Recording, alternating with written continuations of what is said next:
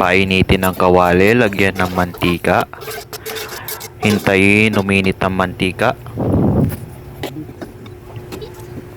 Ilagay ang manok. Huwag mo nang haluin. I-flat lang natin.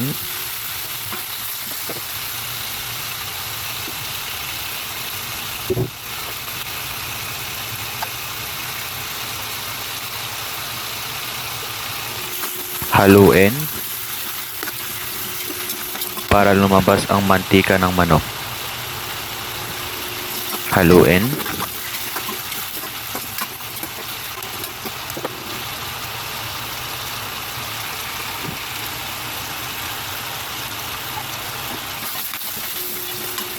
Haluin lang ng haluin. Sige lang.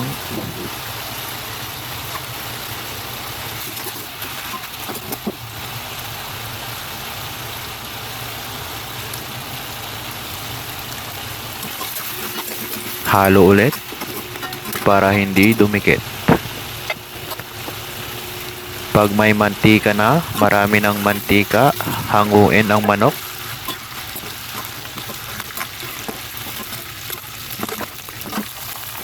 Painitin yung mantika para matanggal ang tubig, saka tanggalin. Magtira ng konti, ilagay ang pampalasa, sili, cardamom, cloves, cinnamon, ginger, garlic, sibuyas, madaming kamatis, gisa ang kamatis. Igisa lang ang kamatis para hindi maasim. Lagyan ng konting asin para matanggal ang tubig at madaling madurog. Halo-halo. Haluin, tanggalin yung mga nakadikit. Lagyan ng paminta. Halo. Halo, halo, halo, halo. Gisa lang, hintayin lang matanggal yung excess na tubig. Lagyan ng turmeric, pampakulay at pampatanggal ng lansa ng manok. Ibalik ang manok, ihalo ulit.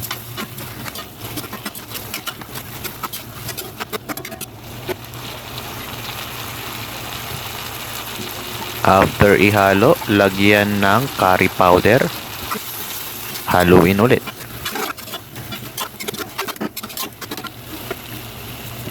Lagyan ng konting asin ulit. Lagyan ng unang gatang nyog, pangalawang gatang nyog. Haluin. Halo lang ng halo para hindi magdikit. Lagyan ng kalabasa. Kung ayaw nyong lagyan, huwag nyong lagyan.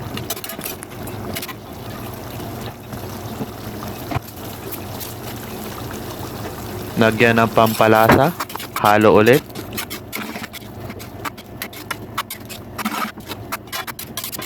Halo lang para hindi dumikit. Halo lang, pakuluan hanggang maluto ang kalabasa, takpan. Buksan, halo ulit.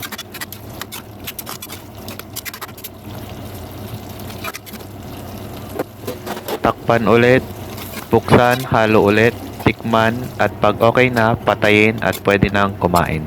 Ngayon lang. Bye.